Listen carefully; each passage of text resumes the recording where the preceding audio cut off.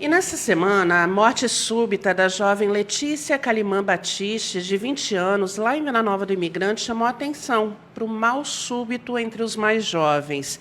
E o cardiologista Wilson Júnior vai conversar agora com a gente e vai nos explicar as causas que podem causar esse tipo de morte.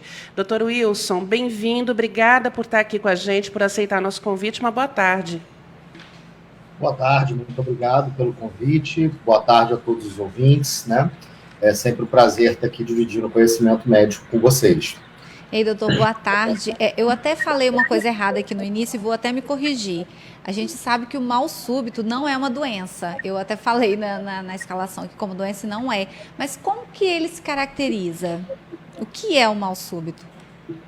Na realidade, o termo mais, pelo que eu entendi do que aconteceu com a menina, o mais correto da gente falar é morte súbita, né?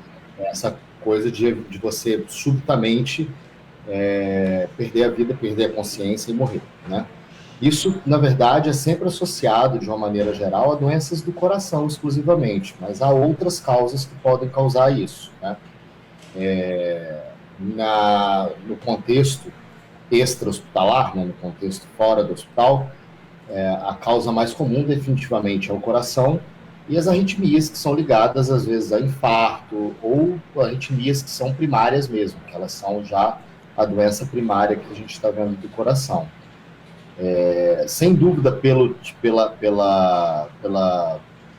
grande difusão, a doença coronariana, que é o entupimento nos vasos do coração que levam ao infarto e à angina, que são a causa mais comum. Mas eu poderia destacar outras doenças neurológicas, como o AVC, né? Um grande AVC hemorrágico, né? Um grande sangramento dentro do cérebro pode causar uma morte súbita, né? Destacaria doenças cardiopulmonares, como, por exemplo, a embolia pulmonar, uma embolia pulmonar maciça, ou seja, um coágulo muito grande que obstrui subitamente a circulação do pulmão, também pode causar morte súbita, né? Então, na verdade, doenças vasculares, como uma dissecção da aorta, que é o principal cano que sai do coração para poder levar sangue para todos os órgãos. Há uma doença dele que se chama dissecção, que você cria um hematoma subitamente na parede dele, e esse hematoma pode se romper, fazendo com que o paciente sangre para dentro do tórax todo o sangue que tem no corpo dele em questão de segundos.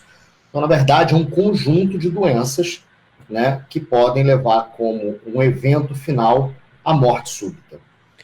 E a gente tem aí dois termos, né? A gente tem mal súbito, que muita gente fala, e tem o termo morte súbita. Eu queria que o senhor falasse um pouquinho sobre o mal súbito agora, né? A morte súbita, o senhor já sublinhou aí na primeira resposta. O mal súbito é um termo leigo, né, que reúne qualquer passar mal subitamente. A pessoa pode ter um desmaio, pode ter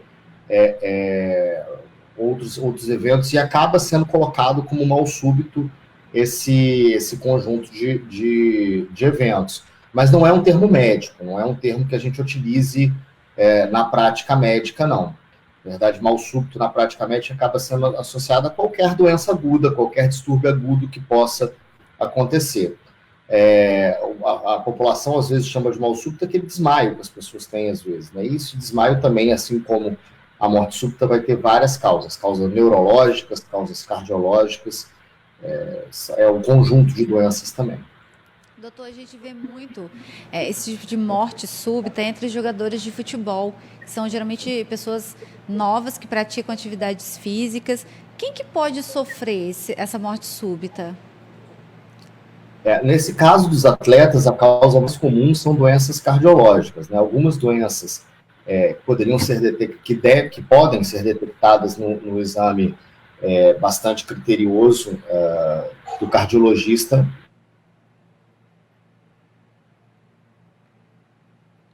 Né? É muito diferente você fazer atividade física recreacional e atividade competitiva. O nível de exigência ao coração é muito maior quando essa atividade é profissional. Então, certo que esses profissionais sejam avaliados por um cardiologista. Eu e minha esposa, a gente já fez avaliação de muito atleta aqui em Cachoeiro, né?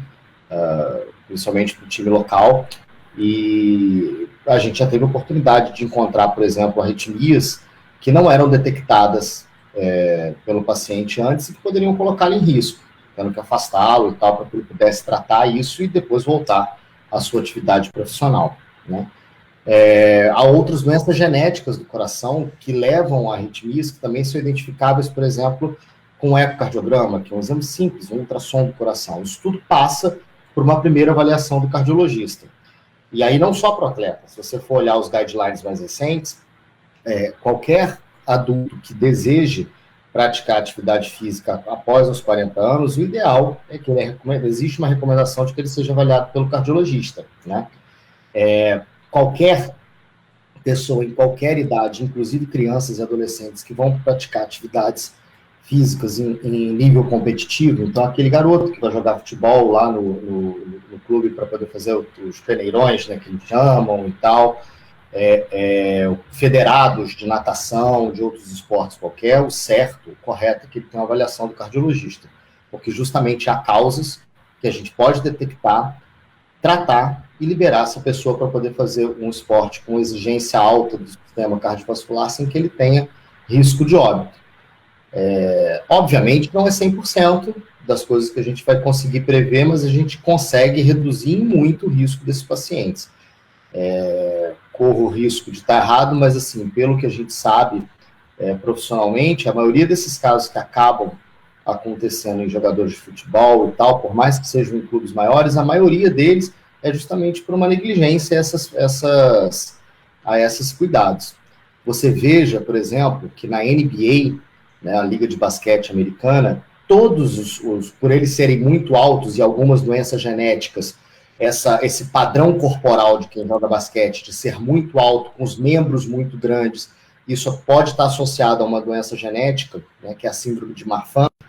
Isso, todos eles que vão para jogar profissionalmente, eles têm que ter uma avaliação de um clínico habilitado para isso, ou de um cardiologista, para poder afastar essas condições.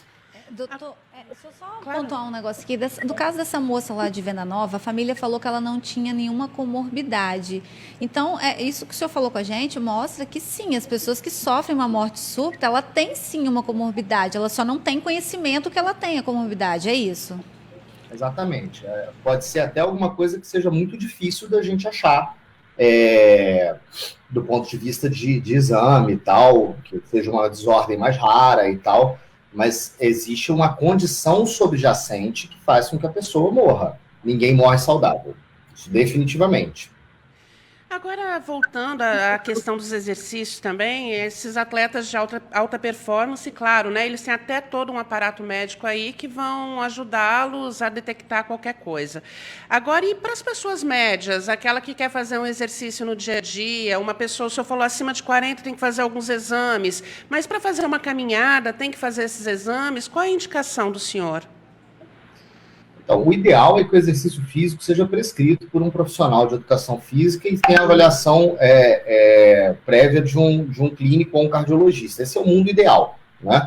Isso é o que traria maior segurança, não só para evitar que você tenha algum problema relacionado ao teu exercício do ponto cardiovascular, como ter um educador físico para que você possa não se lesionar. A gente, naquele afã de querer fazer a coisa, fazer errado e acabar indo contra o desejo de buscar saúde, né? É muito difícil você fazer uma recomendação que seja adequada para todos, né? Mas, de uma maneira geral, seria interessante que as pessoas tivessem acompanhamento médico para poder fazer a sua atividade física. Vou fazer uma caminhada, sou jovem, já fui ao médico uma vez na vida, pelo menos entre meus 20 e 30 anos, aí já medi pressão, não tenho doenças conhecidas, fiz o meu check-up, está tudo ok. Não é problema você começar uma atividade física leve. Partindo para qualquer outra coisa diferente disso, é interessante que você faça a avaliação. Lembrando que essa avaliação, na grande maioria das vezes, vai ser uma conversa e um exame físico, né? Fazer um eletrocardiograma, que é aquela consulta básica do cardiologista, né? O eletrocardiograma, que todos fazem, uma conversa e um exame físico bem feito. A grande maioria dos pacientes vai estar coberta para poder começar a sua atividade física com tranquilidade, sim.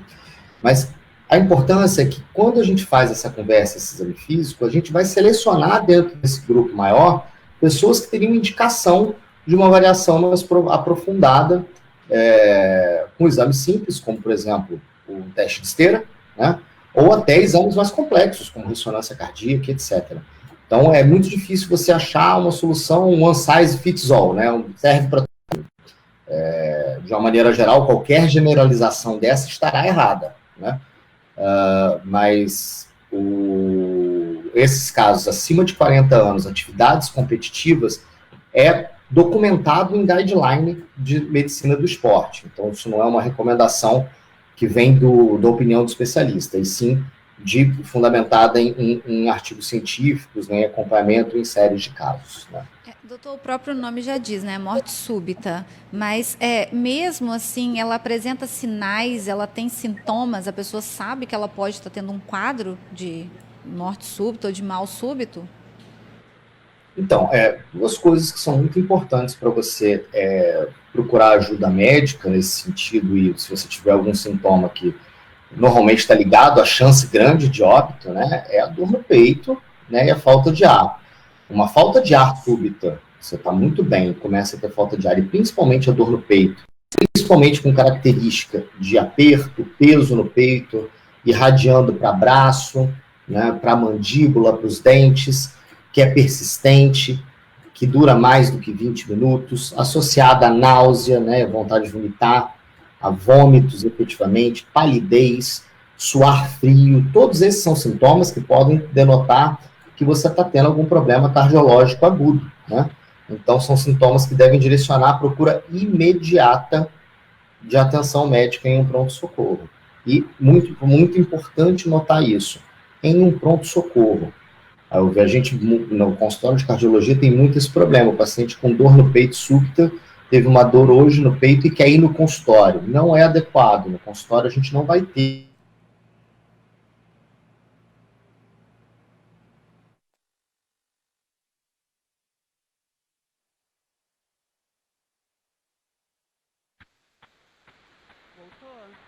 A gente teve um probleminha com a internet, doutor Wilson. O senhor está ouvindo a gente? Desculpa, eu não te ouvi bem agora. É porque agora está ouvindo a gente bem? Um pouco melhor. Ah, tá, porque a internet do senhor deu uma falha aqui pra gente. Agora, doutor Wilson, o senhor está falando de procurar o atendimento médico no pronto-socorro.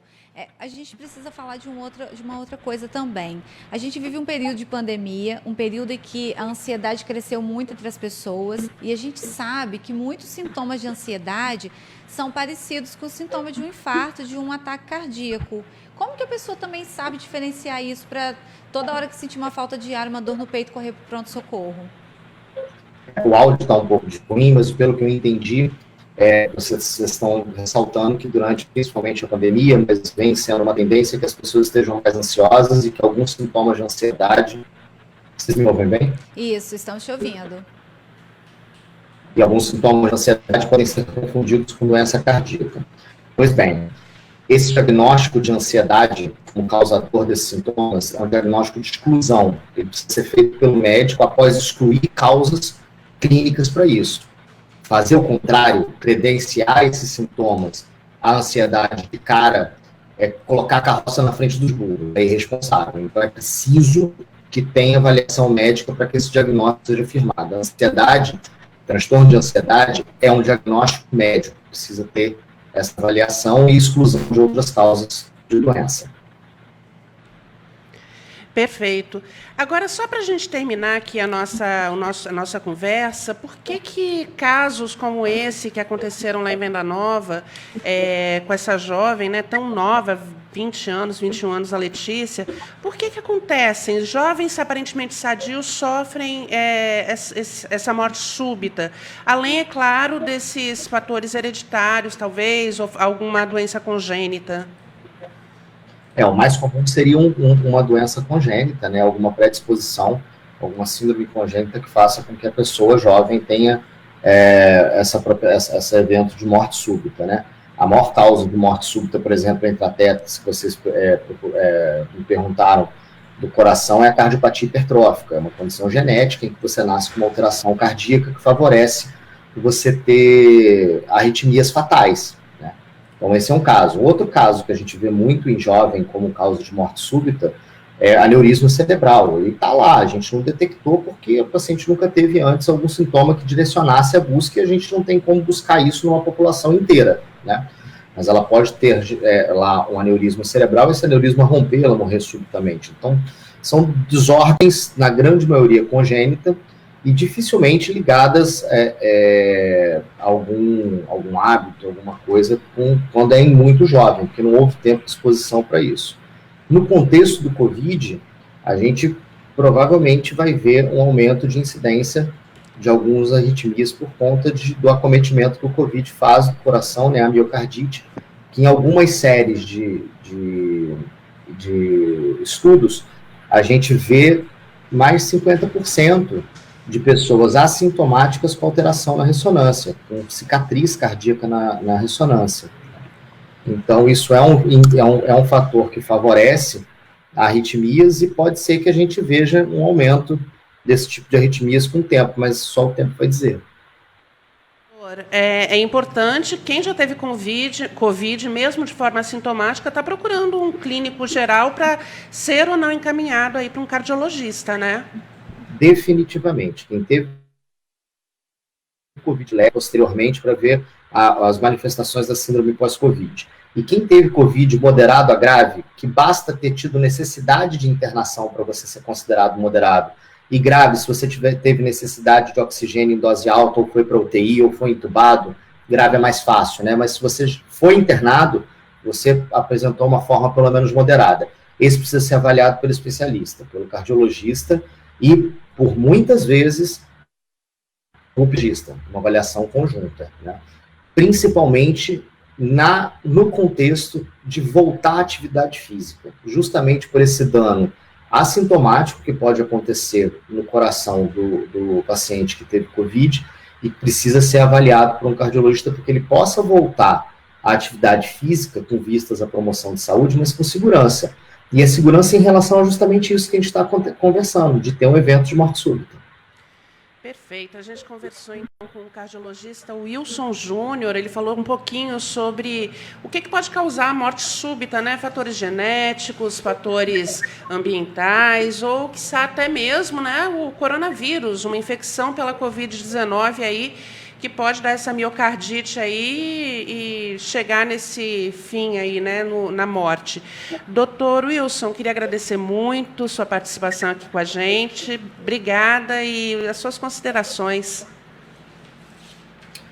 Obrigado a vocês, é sempre um prazer poder dividir conhecimento médico. Essa é uma grande paixão minha, então eu estou sempre à disposição para tentar descomplicar numa linguagem simples possível para que a gente possa efetivamente, né? Agradeço o convite e, novamente, vamos nos cuidar, como eu terminei da outra live, vamos ser responsáveis uns pelos outros, cuidar uns dos outros, manter o uso de máscara, manter álcool gel, manter distanciamento social, independente se você foi vacinado ou não. Nós precisamos agir como seres sociais e com responsabilidade social. Precisamos cuidar uns dos outros, mantenhamos o foco. Doutor Wilson, muito obrigada pela sua participação mais uma vez aqui no Sobretudo, e esperamos nos encontrar em breve para continuar falando desse assunto tão interessante.